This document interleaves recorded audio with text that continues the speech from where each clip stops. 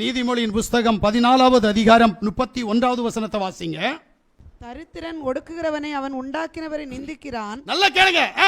தரித்திரனை ஒடுக்குகிறவன், தரித்திரனை அதாவது ஒரு ஏழையை ஒடுக்குகிறவன் அவனை உண்டாக்கினவரை நிந்திக்கிறான். அவனை உண்டாக்கின தேவாதி தேவனை நிந்திக்கிறான். தரித்திரனுக்கு தயை செய்கிறவனோ, தரித்திரனுக்கு ஒரு ஏழைக்கு தயை செய்கிறவனோ அவரை கனம் பண்ணுகிறான்.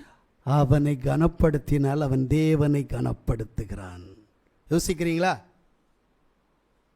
சர்வ வல்லமையுள்ள தேவன் சும்மா அவனை தரித்திரனா உண்டாக்கல, உன்னை சோதிக்கிறதுக்காக அவனை தரித்திரனா உண்டாக்கினார். ஆமென். இன்னைக்கு வரைக்கும் ஒரு ஏழை இருக்கிறான் நம்ம மத்தியில் அப்படின்னா அவனை எவ்வளவு ஏளனப்படுத்துறோம் தெரியுமா? எவ்வளவு பிரச்சனைகளை கொடுக்கிறோம் தெரியுமா? எதுக்கு தெரியுமா? தேவன் அதை அனுமதித்தார். எதுக்குன்னா உனக்கு வீட்டில் உன் பிள்ளைக்கு உனக்கு சாபம் கடந்து வர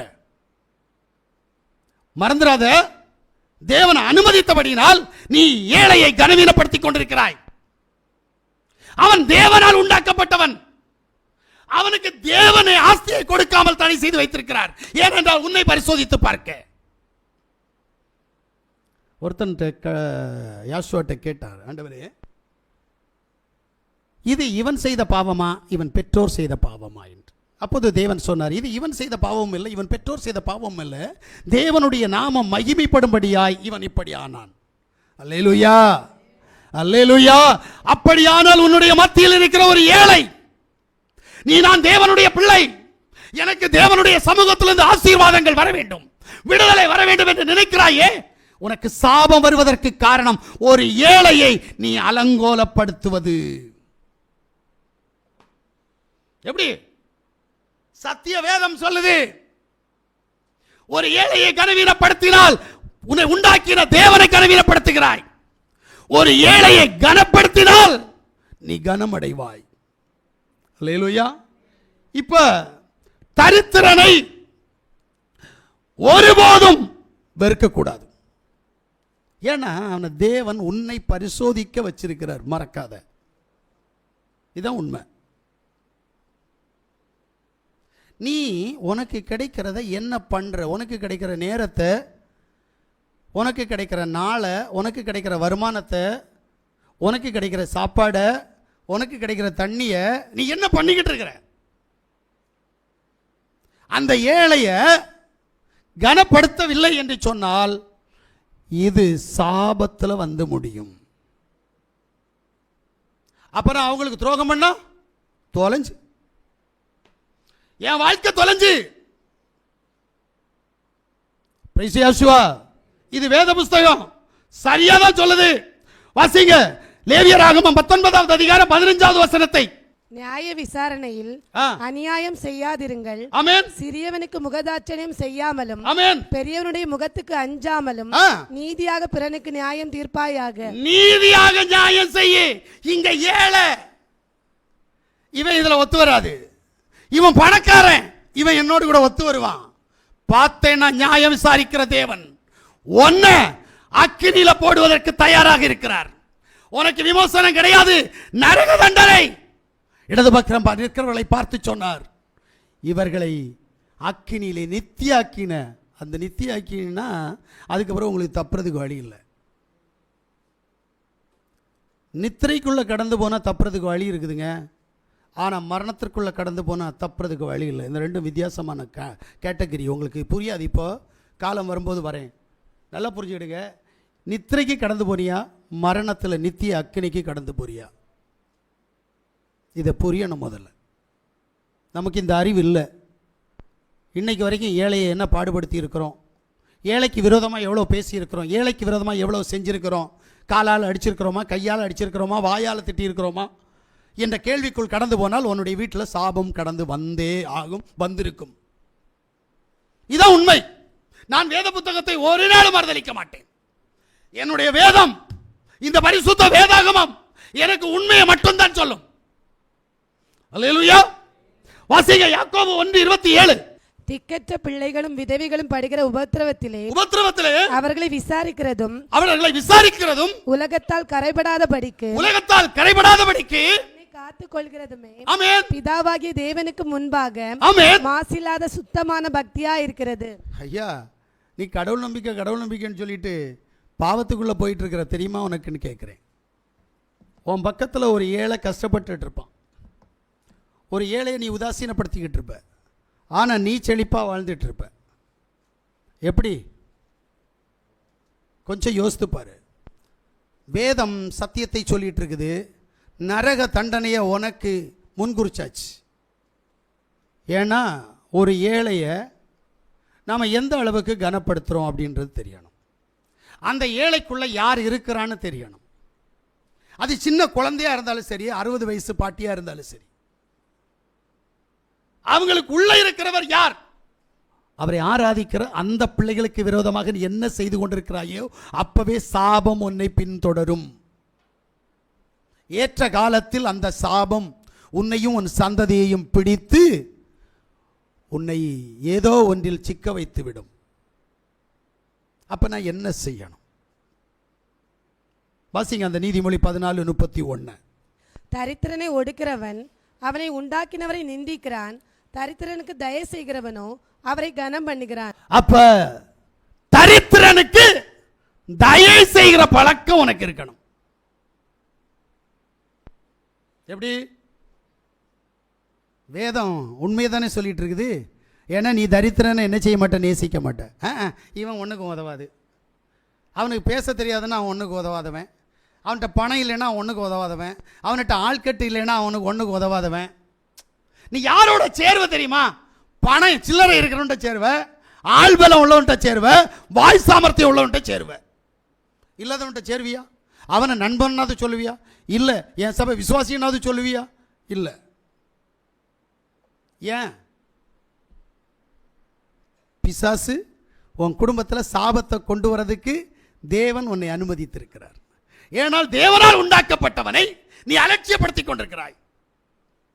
ஆமென், அல்லேலூயா. வாசிங்க 2வது காரியம், நீதிமொழியின் புஸ்தகம் 21வது அதிகாரம் அதனுடைய 13வது வசனம்.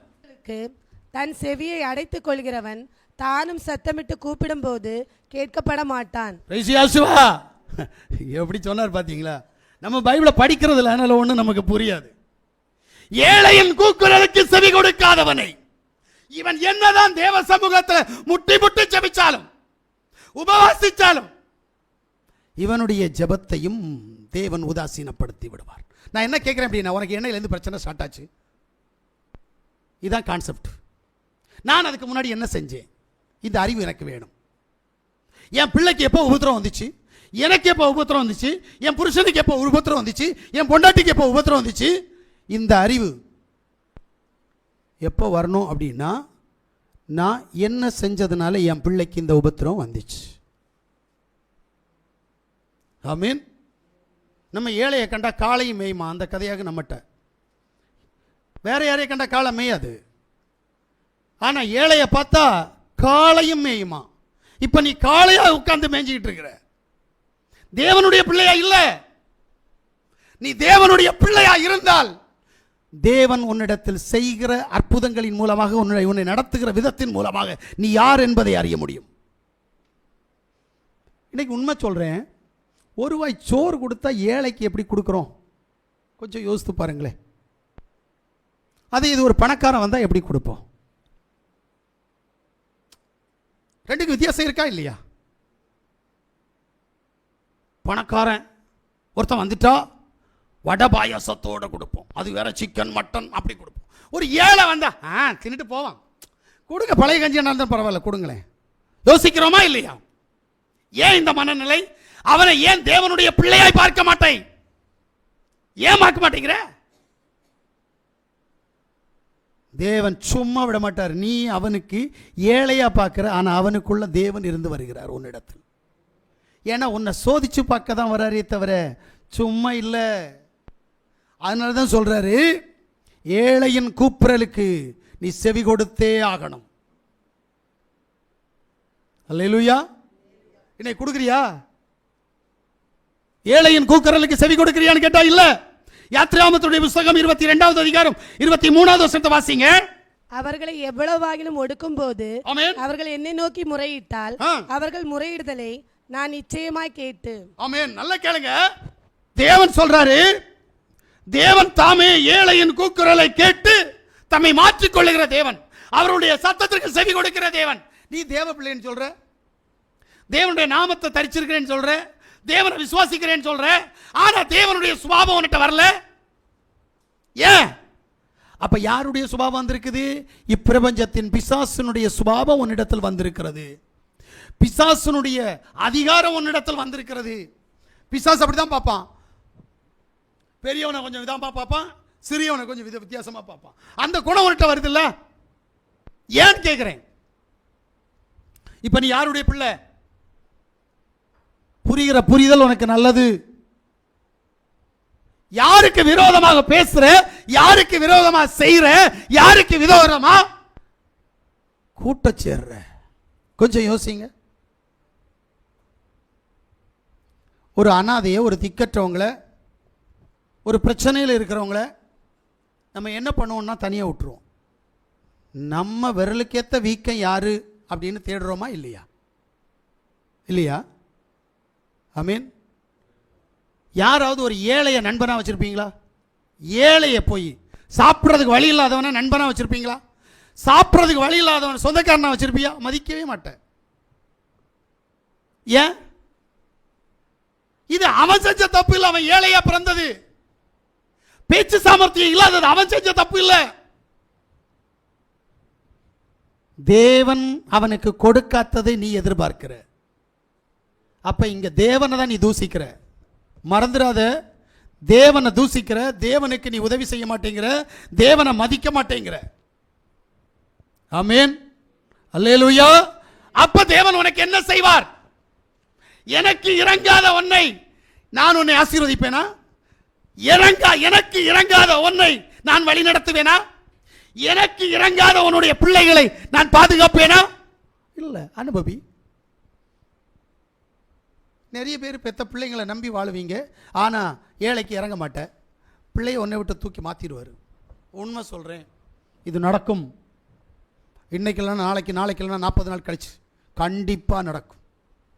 நீ ஏழைக்கு இறங்கல அப்படின்னா உன் பிள்ளை ஒன்றை விட்டு, ஏன்னா பிள்ளை வச்சு தானே திமிரு உனக்கு. பிள்ளை எனக்கு சம்பாதிச்சு கொடுக்கும்.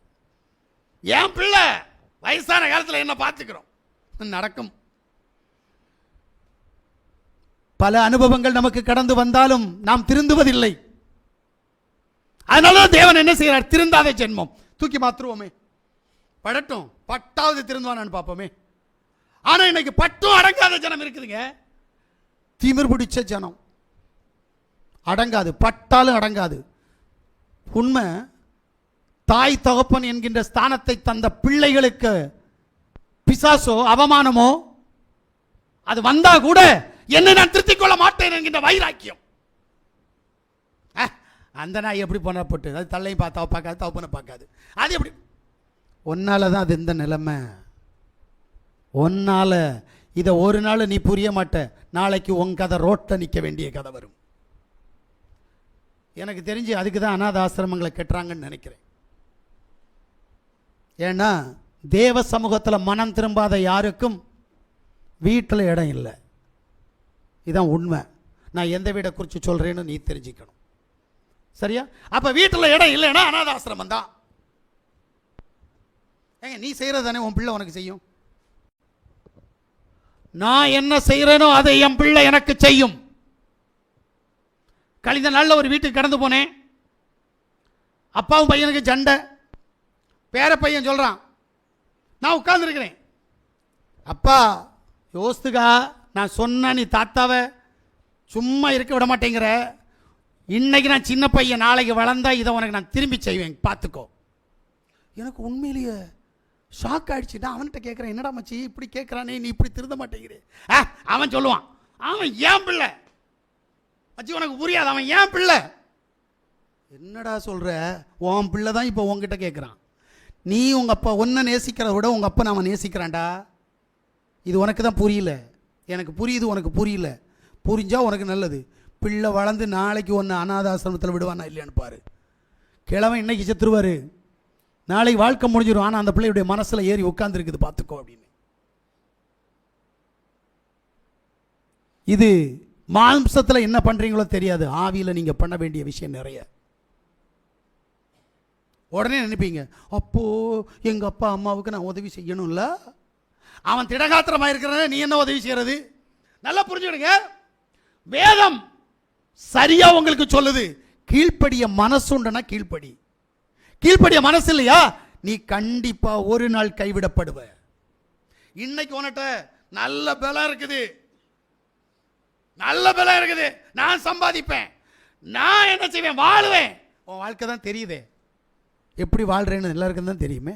என் வாழ்க்கை எல்லாருக்கும் தான் தெரியும், அதே போல உன் வாழ்க்கை எல்லாருக்கும் தான் தெரியும். எப்படி வாழ்ற யோசித்துக்கா. தேவனுக்கு பிரியமான வாழ்க்கை வாழ்ந்தால் உன்னுடைய காரியம் இன்னொரு விதமாக இருக்கும். தேவனுக்கு பிரியம் இல்லாமல் வாழ்ந்தால் உன்னுடைய வாழ்க்கை இன்னொன்றாக இருக்கும். அதை நீ முதல்ல புரியணும். எனக்கு என்ன வாழ தெரியாமல் என்னை விட என்னதில் நீங்கள் வசந்தவங்க? இந்த உலகத்தில் மாம்ச பிரகாரமாக வாழ்ந்த நேரத்தில் சென்ட்ரல் கவர்மெண்ட் சேலரி 32,000 வாங்கிட்டு இருந்தவன். என்ன பெருசு இங்கே இருக்கிறது யாரு சொல்லு? ஆனால் என்னென்ன திமிர் காட்டிட்டு இருக்கிற தெரியுமா? தேவன் அதுக்காகவே உனக்கு தரார். நான் அடங்கி ஒடுங்கி வாழ சுருட்டிக்கிட்டு இருக்கிறேன். மத்திய அரசாங்கத்தினுடைய சம்பளத்தை 32,000 ரூபாய் வாங்கிட்டு இருந்தவன் எத்தனை வருஷத்துக்கு முன்னாடி தெரியுமா? 32, 35 வருஷத்துக்கு முன்னாடி. இன்னைக்கு அதனுடைய சம்பளம் 6 லட்சம். ஒரு மாத சம்பளம் 6 லட்சம். நம்முடைய நிலை என்ன? ஏன் ஏழைக்கு இறங்க மாட்டேங்கிற? தேவனுடைய கோபம் உன்மேல், உன் வீட்டில் மேல், உன் பிள்ளைகள் மேல் வருவதற்காகவே நீ இந்த காரியத்தை செஞ்சிட்டு இருக்கிற. அல்லேலூயா, அல்லேலூயா. அதனால்தான் நீதிபதி 19:17 மறுபடி நினைத்துக்கொள் என்று சொல்லுகிறேன். ஏழைக்கு இறங்காதவன் கடன் கொடுக்கிறான். ஏழைக்கு இறங்குகிறவன் கடன் கொடுக்கிறான். ஏழைக்கு இறங்காதவன் பார்த்து ஜாக்கிரதை. எத்தனை ஏழைக்கு துரோகம் செஞ்சிருப்ப? ஏன் என் வீட்டில் பிரச்சனை? ஏன் என்னுடைய குடும்பத்தில் பிரச்சனை? ஏன் என் பிள்ளைகளுக்கு பிரச்சனை? யோசித்தாயா? இல்ல. தேவன் இன்னைக்கு கொடுக்கிற சத்தியத்தை நீ கேட்டு தெளிவடைந்தால் நீ எங்க தவறின, எங்க பாவம் செஞ்ச, எதுக்கு உனக்கும் உன் பிள்ளைகளுக்கும் தண்டனை அப்படின்றத புரிஞ்சுக்கிடுவ. மூன்றாவது காரியம், அந்த காரியத்தை பார்க்கறதுக்கு முன்னாடி ஏழைக்கு செவி கொடுக்கிறது என்ன அப்படின்னா, ஒன்னு கவனிக்கணும் ஒரு ஏழைய, ரெண்டாவது செயல்படணும், மூணாவது மனதுருகணும். இந்த 3 காரியமும் ஒரு ஏழையிட்ட நமக்கு கண்டிப்பா வரணும். வருதா? இல்ல. ஏன்?